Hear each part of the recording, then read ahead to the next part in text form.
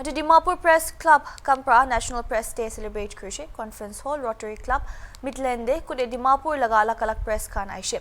Idu meeting laga main speaker do St. Joseph's University laga assistant professor and HOD Journalism and Mass Communication Naurim Nishikanta Singh thagishe. Naurim prakushe ki media logore power or editorial freedom ase aru ekta journalist hua laga responsibilities pi ase kushe aru public khan ge right information dibule do moi khan laga duty ase koi kina kushe. Nishikanta Singh, for your time. I believe that it has been a timely reminder and a very important reflection for the media community here on what he has spoken. To be responsible, he has reminded us on our powers and also on the role that we need to play as a journalist. And so thank you so much for your time. I also would like to thank the Rotary Club of Dimapur for partnering with us in organizing this event. I believe that we have also members from Rotary Club of Kohima, so we welcome you as well. We would also like to welcome and also thank you for your presence. I also would like to thank the editors of the various newspapers and media organizations who have come to be part of this celebration today. Responsible Press and Media. Dimapur Press Club welcomes all of you who are present with us today. We acknowledge the presence of Rotary Club Dimapur President, Engineer Manish Jain and General Secretary Prashant Agarwal for your kind presence with us to be a part of this occasion. Today we are fortunate to have with us Dr. Naurim Nishikanta Singh, Assistant Professor and Head of Department of Journalism and Mass Communication, St. Joseph University, Kerala, to be the theme speaker on the topic Media's Role in Nation Building. Now, good morning. In November 1956, the first press commission envisioned forming a committee or body that enjoys statutory authority to keep the ethics of journalism under check and maintain its property. In addition, the commission realized that proper managing body was required to maintain an appropriate connection with all the press bodies and tackle issues that the press faced. Thus, 10 years later, in November 1966, the PCI or the Press Commission of India was formed under Justice J.R. Mudalkar to monitor the proper functioning of the Indian media and press, checking the quality of the reporting. The PCI's job is to ensure that the press and media are not swayed by any influence or external factors. After the Press Council of India was established on the 4th of July, it started functioning from the 16th of November. To commemorate the establishment of the body, the day is celebrated as the National Press Day of India. This year, National Press Day 2022 will mark the 56th anniversary of the Press Council's establishment. The media is known as the first pillar of the democracy. It is said that journalists are a mirror of society, which brings out the truth even in adverse circumstances. This day symbolizes freedom of the press and its responsibilities towards society. To quote Benjamin Disraeli, the press is not only free, it is powerful. That power is ours. It is the proudest the man can enjoy. Today, I, on behalf of the President and members of the Dimapur Press Club, would like to welcome Dr. Naurim Nishikanta Singh, Assistant Professor and Head of the Department of Journalism and Mass Communication at St. Joseph University, Chowdhury, and the theme speaker for today. Respected editors, my esteemed colleagues, members of the Rotary Club of Dimapur. So first, let me come to why we observe this particular day as the National Press Day. This is just to reverberate the objectives given by the Press Council, the objectives to be achieved during its service by the different press, different media, like the freedom. So we have the editorial freedom and the ethics to be maintained and the responsibilities to be taken up, being a media, being a journalist. in the state, in the nation. So once those objectives were adopted by the Press Council of India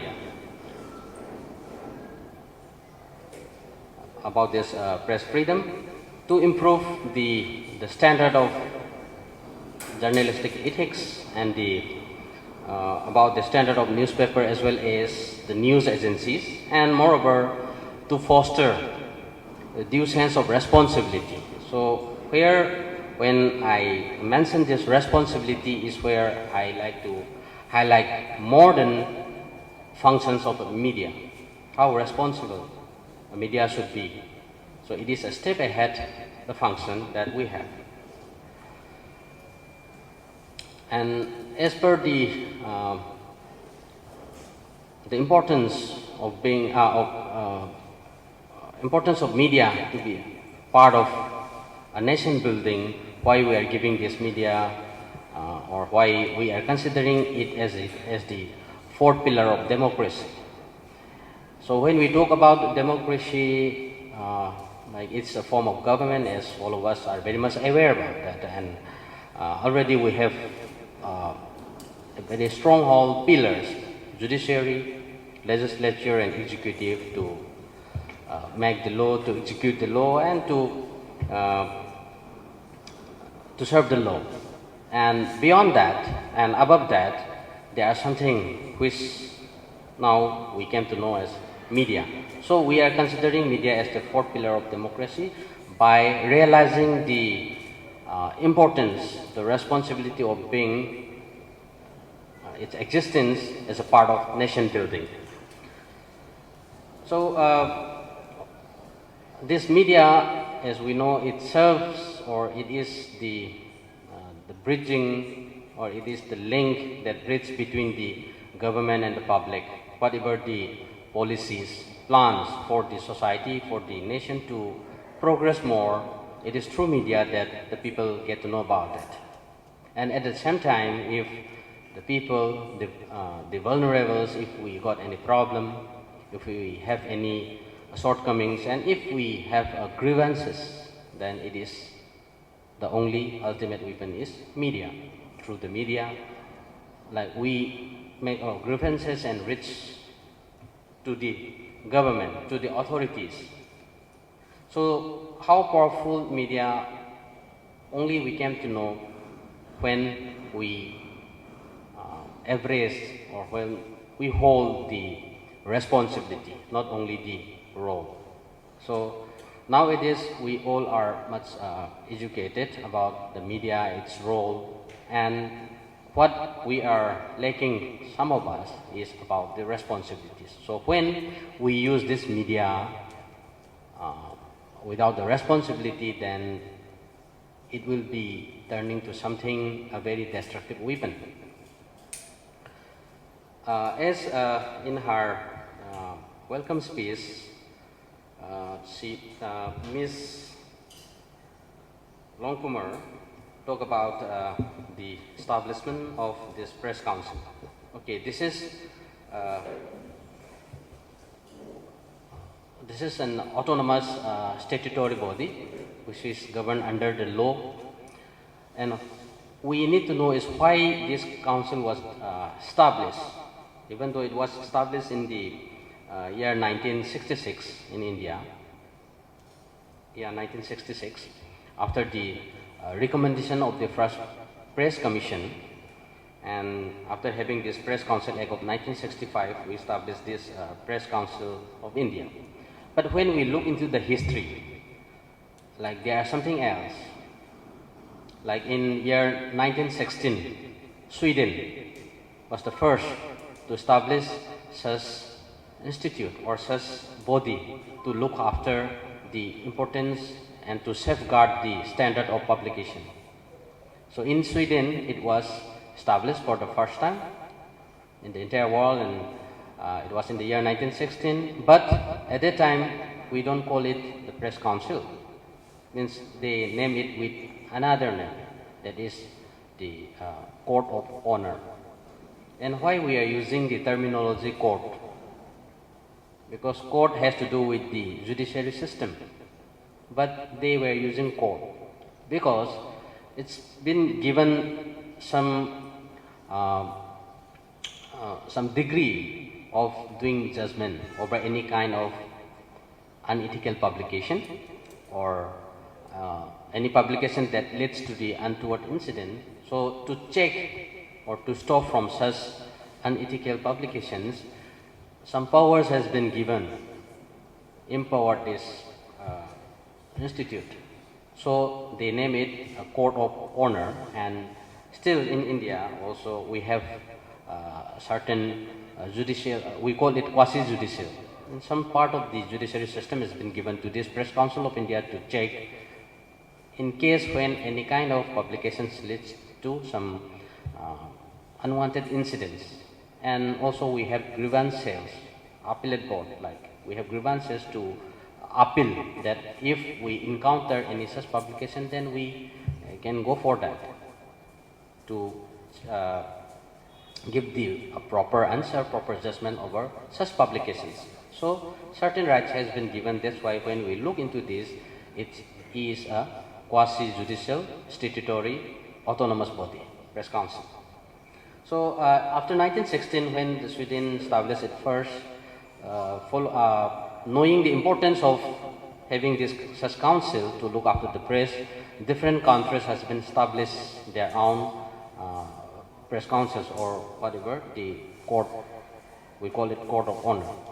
And following to that, in India also, by the recommendation from the first press commission, they passed an act called the Press Council Act of 1965, and the next year, 1966, the Press Council of India came into being. And yeah, like as we heard from the welcome address, that Press Council is to look after the editorial independence and to meet its objectives, like for the standard publications, and to foster, means it is like as a whole, it is to foster responsible publication and to develop the press. But unfortunately, in the history of Indian journalism, there was 2 years that we call it the darkest era in Indian journalism. That is, I think many of us are aware about that. That is the emergency, internal emergency declared by the Indira Gandhi during the prime ministership of Mrs. Indira Gandhi in 1975 to 77. So during these 2 years, we call it the darkest era of Indian journalism, because all the newspaper, all the media were seized by the power. So during this emergency also, Press Council of India has to abolish. And as par with the ending of its tenure in 1976, 1st January, it was abolished.